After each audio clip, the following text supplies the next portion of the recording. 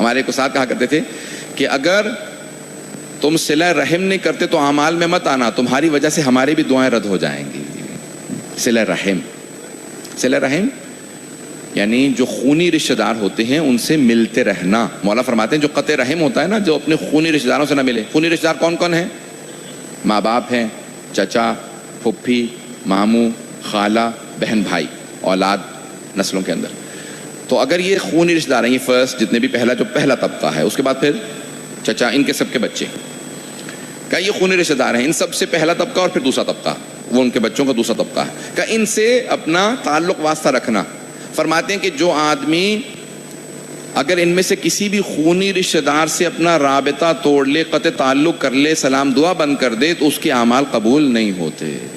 اس شب میں کیا کر سکتے ہیں کہ ایک مرتبہ کوشش کرو، چاہے صرف سلام کی حد تک رکھو، نقصان پہنچتا ہے، عزت پہ حرف آتا ہے، نہ ملو بے شک، لیکن کم از کم سلام دعا سے مت جاؤ، اگر دیکھ لو تو سلام ضرور کرو۔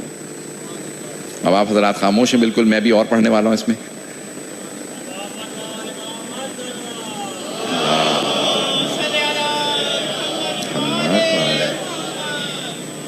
سننا پسند فرمائیں گے سب لوگ؟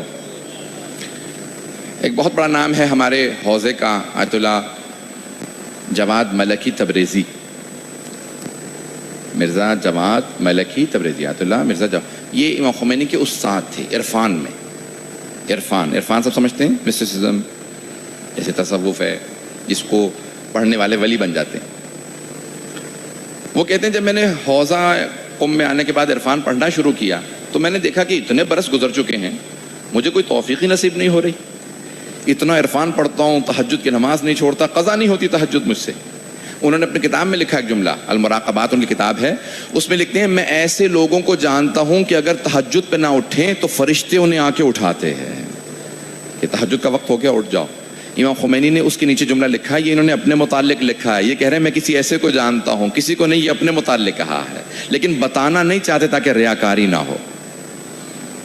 کتنے پہنچے اللہ جواد ملکی کہتے ہیں میں نے بہت محنت کی، بہت عرفان پڑھا، عمل، لیکن بتانا نہیں چاہتے، عمل کرتا تھا، لیکن کوئی ترقی نہیں، میری چشم برزخی نہیں کھل رہی تھی، پردے نہیں اٹھ رہے تھے، پھر بھی میں دیکھ نہیں پا رہا تھا اصل کیا ہے، عرفان کیا ہے۔ کہ ایک دن استاد کے پاس گیا، کہا آقا اتنی محنت کر رہا ہوں، تہجد قضا نہیں ہوتی مجھ سے، 4 برس ہو گئے ہیں، تمام اعمال کرتا ہوں، درس پڑھتا ہوں، سب کچھ کرتا ہوں، لیکن ترقی نہیں ہو رہی، سارے پردے میری آنکھوں سے نہیں اٹھتے، کیا کروں؟ کہا کہیں ایسا تو نہیں ہے کہ تمہارا کسی خونی رشتہ دار سے قطع تعلق ہو گیا ہو؟ کہاں سگے چچا سے نہیں ملتا، ان کے بچوں سے نہیں ملتا۔ اب کہا کہ میں ایک میرے قریبی رشتہ دار ہیں، چچا ہیں، میں ان سے نہیں ملتا، والد کی ان سے بول چال بند تھی اس لیے میں بھی نہیں بولتا۔ کہا اور انہیں کا بیٹا، چچا کا بیٹا، وہ بھی قم میں پڑھتا ہے، میں اس سے سلام دعا نہیں لیتا، کیوں؟ کیونکہ والد نہیں بولتے، والد کی بول چال بند ہے۔ کہا جب تک انہیں راضی نہیں کرو گے عرفان کے درجے میں آگے نہیں بڑھ سکتے۔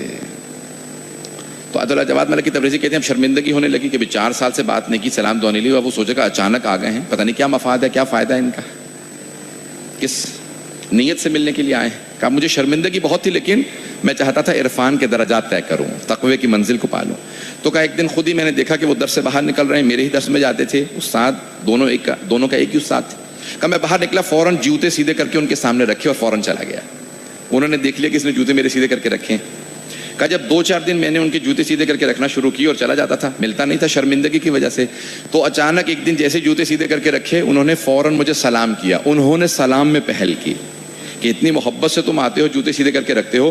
کہا کہ ان کا دل پسیج گیا، انہوں نے سلام کیا، اور اسی میرے کہتے ہیں چچا داد بھائی نے اپنے والد کو خط لکھا کہ ارے جن سے ہماری بول چال بند تھی ان کا بیٹا میرے جوتے سیدھے کر کے رکھتا ہے۔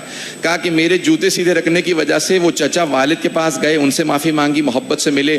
کہا اس کا یہ اثر ہوا کہ اللہ نے وہ دریچے میرے لیے کھولے جو میں تصور بھی نہیں کر سکتا تھا، وہ مقامات پائے کہ یہاں تک کہ خمینی جیسے افراد میرے شاگرد بننے لگے۔